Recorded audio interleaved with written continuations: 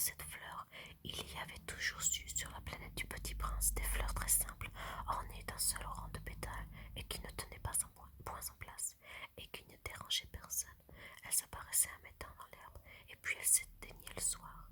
Mais celle-là avait germé un jour d'une graine apportée dans ses sous, et le Petit Prince avait surveillé de très près cette brindille qui ne ressemblait pas aux autres brindilles. Ça ne pouvait pas être un nouveau genre de baobab. Mais l'arbuste cessa de croître et commença de préparer une fleur. Le Petit Prince, qui assistait à l'installation d'un bouton énorme, sentait bien qu'il en sortait une apparition miraculeuse. Mais la fleur n'en finissait pas de se préparer à être belle, à l'abri de sa chambre verte. Elle choisissait avec soin ses couleurs, elle s'habillait lentement, elle ajustait un à un ses pétales. Elle ne voulait pas sortir toute fripée comme les coquelicots. Elle ne voulait apparaître que dans les pleins rayonnements de sa beauté. Et oui, elle était très coquette. Sa toilette mystérieuse avait donc duré des jours et des jours. Et puis voici qu'un matin, justement à l'heure du lever du soleil, elle s'était montrée. Et elle, qui avait travaillé avec tant de précision, dit en bâillant: Ah, je me réveille à peine. Je vous demande pardon, je suis encore toute décoiffée. Le Petit Prince alors ne put contenir son admiration. Que vous êtes belle!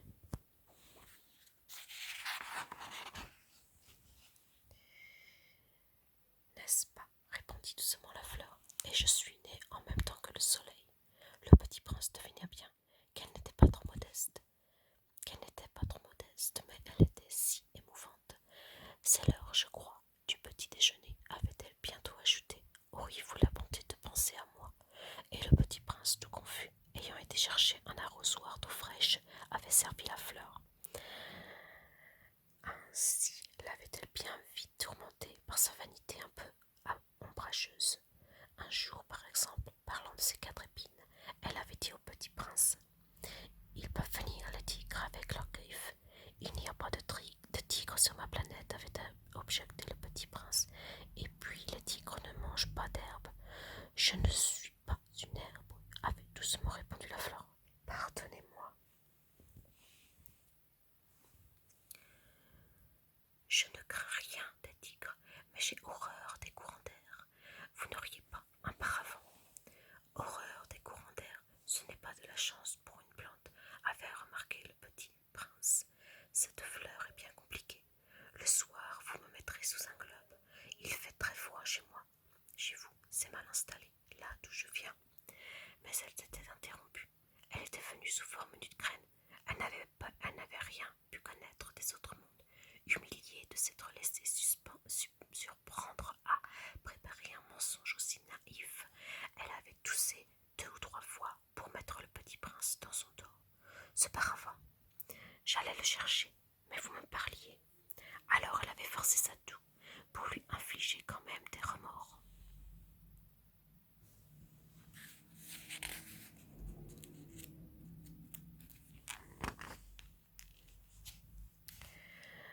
Ainsi le Petit Prince, malgré la bonne volonté de son amour, avait vite douté d'elle. Il avait pris au sérieux des mots sans importance et était devenu très malheureux. J'aurais dû ne pas l'écouter, me confia-t-il un jour. Il ne faut jamais écouter les fleurs, il faut les regarder et les respirer. La mienne embaumait ma planète, mais je ne savais pas me réjouir. Cette histoire de griffes, qui m'avait tellement agacée, eût dû m'attendrir. Il me confia encore: Je n'ai alors rien su comprendre. J'aurais dû la juger sur les actes et non sur les mots. Elle m'embaumait et m'éclairait. Je n'aurais jamais dû m'enfuir. J'aurais dû deviner sa tendresse derrière ses pauvres ruses. Les fleurs sont si contradictoires, mais j'étais trop jeune pour savoir l'aimer. Chapitre 9. Je crois qu'il profita pour son évasion d'une migration d'oiseaux sauvages. Au matin du départ, il mit sa planète bien en ordre. Il ramena soigneusement ses volcans en activité. Il possédait 2 volcans en activité, et c'était bien commode pour faire chauffer le petit déjeuner du matin. Il possédait aussi un volcan éteint. Mais comme il disait, on ne sait jamais. Il ramena donc également le volcan éteint. S'ils sont bien ramonés, les volcans brûlent doucement sans éruption. Les éruptions volcaniques sont comme des feux de cheminée. Évidemment, si notre Terre, nous sommes beaucoup trop petits pour ramener nos volcans. C'est pourquoi ils nous causent des tas d'ennuis. Le petit prince arracha aussi avec un peu de mélancolie les dernières pousses de baobab. Oh, je suis désolée. C'est tellement de bruit. Il y a des motos qui sont passées devant chez moi. C'est très bruyant. Je suis désolée. Continuons. Le petit prince arracha aussi, avec un peu de mélancolie, les dernières pousses du baobab.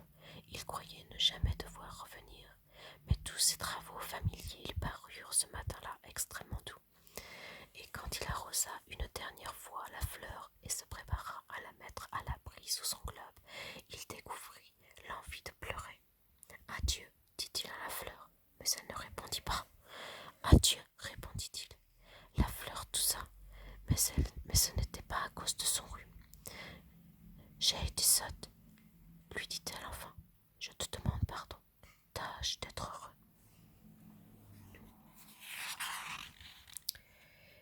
Il fut surpris par l'absence de reproche. Il restait là tout déconcentré, le globe en l'air. Il ne comprenait pas cette douleur, cette douceur calme. « Mais oui, je t'aime, lui dit la fleur. Tu n'en as rien su. Par ma faute, cela n'a aucune importance, mais tu as été aussi sot que moi. Tâche d'être heureux. Laisse ce globe tranquille. Je n'en veux plus. Mais le vent, je ne suis pas si enrhumée que ça. L'air frais de la nuit me fera du bien. Je suis une fleur. Mais les bêtes, il faut bien que je supporte 2 ou 3 chenilles si je veux connaître les papillons. Il paraît que c'est tellement beau. Sinon, qui me rendra visite? Tu seras loin, toi. Quant aux grosses bêtes, je ne crains rien. J'ai mes griffes. Et elle montrait naïvement ses 4 épines. Puis elle ajouta: Ne traîne pas comme ça, c'est agaçant. Tu as décidé de partir. Va-t'en. Car elle ne voulait pas qu'il la vît pleurer.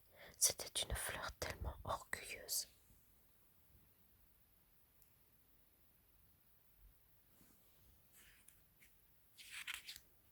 Je ne sais pas si je vais y arriver. Chapitre 10.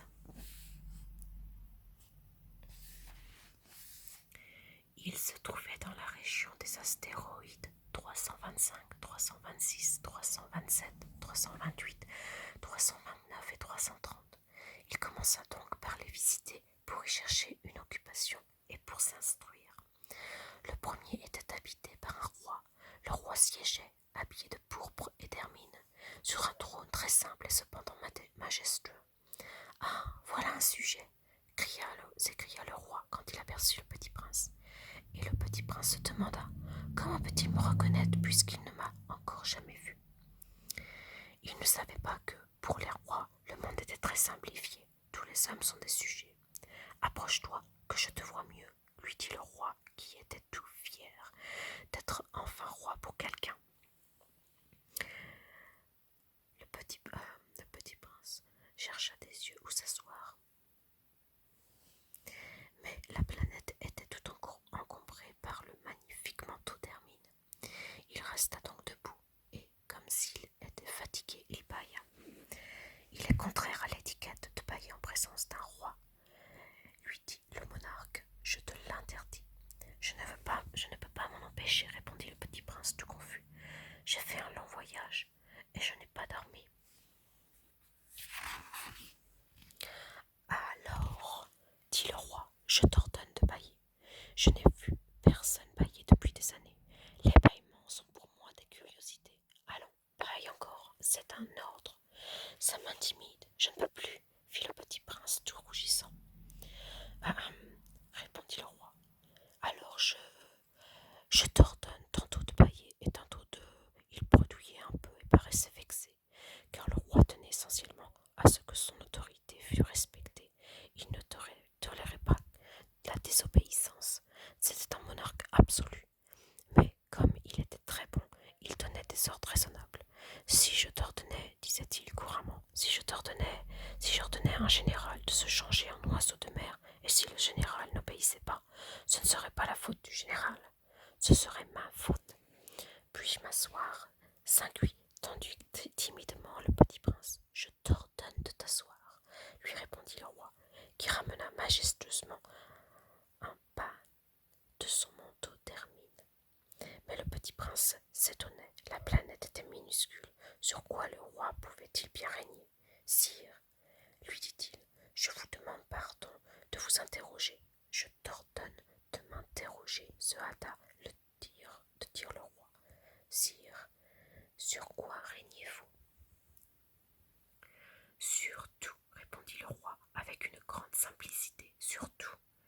Le roi, d'un geste discret, désigna sa planète, les autres planètes et les étoiles. Sur tout ça, dit le petit prince. Sur tout ça, répondit le roi, car non seulement c'était un monarque absolu, mais c'était un monarque universel. Et les étoiles vous obéissent? Bien sûr, lui dit le roi, elles obéissent aussitôt. Je ne tolère pas l'indiscipline. Un tel pouvoir émerveilla le petit prince. S'il l'avait détenu lui-même, il aurait pu assister non pas à 44, mais à 72, ou même 100, ou même 200 couchers de soleil dans la même journée, sans avoir jamais attiré sa chaise. Et comme il se sentait un peu triste à cause du souvenir de sa petite planète abandonnée, il s'enhardit de solliciter une grâce du roi. Je voudrais voir un coucher de soleil.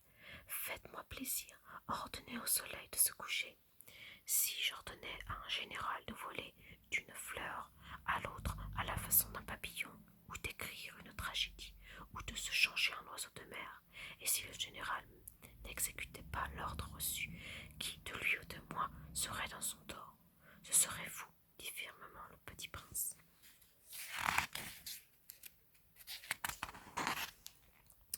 Exact, il faut exiger de chacun ce que chacun peut donner, reprit le roi. L'autorité repose d'abord sur la raison. Si tu ordonnes à ton peuple d'aller se jeter à la mer, il fera la révolution. J'ai le droit d'exiger l'obéissance parce que mes ordres sont raisonnables. Alors mon coucher de soleil, rappela le petit prince qui jamais n'oubliait une question une fois qu'il l'avait posée.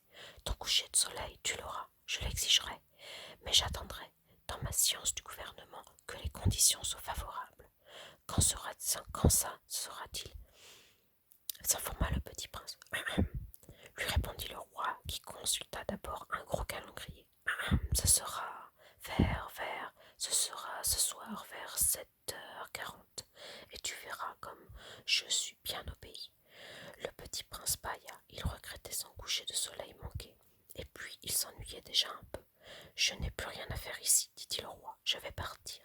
Ne pars pas, répondit le roi, qui était si fier d'avoir un sujet. Ne pars pas, je te fais un ministre. Ministre de quoi? De la justice. Mais il n'y a personne à juger. On ne sait pas, lui dit le roi. Je n'ai pas fait encore le tour de mon royaume. Je suis très vieux. Je n'ai pas de place pour une carrosse et ça me fatigue de marcher. Oh, mais j'ai déjà vu, dit le petit prince qui se penche pour jeter un coup d'œil sur l'autre côté de la planète. Il n'y a personne là-bas non plus. Tu te jureras donc toi-même, lui répondit le roi.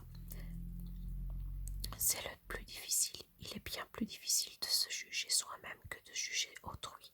Si tu réussis à bien te juger, c'est que tu es un véritable sage. Moi, dit le petit prince, je puis me juger moi-même n'importe où, n'importe où. Je n'ai pas besoin d'habiter ici, dit le roi. Je crois bien que sur ma planète il y a quelque part un vieux rat. Je l'entends la nuit. Tu pourras juger ce vieux rat. Tu lui te commanderas à mort. Tu le condamneras à mort de temps en temps. Ainsi sa vie dépendra de ta justice. Mais tu le gracieras chaque fois pour l'économiser. Il n'y en a qu'un. Moi, répondit le petit prince, je n'aime pas condamner à mort et je crois bien que je m'en vais. Non, dit le roi. Mais le petit prince, ayant achevé ses préparatifs, ne voulut point peiner le vieux monarque. Si votre majesté désirait être obéie ponctuellement, elle pourrait m'ordonner un ordre raisonnable. Elle pourrait m'ordonner par exemple de partir avant 1 minute. Il me semble que les conditions sont favorables. Le roi n'ayant rien répondu, le petit prince hésita d'abord, puis avec un soupir, Je te fais mon ambassadeur, se hâta alors de crier le roi. Il avait un air d'autorité. Les grandes personnes sont bien étranges, se dit le petit prince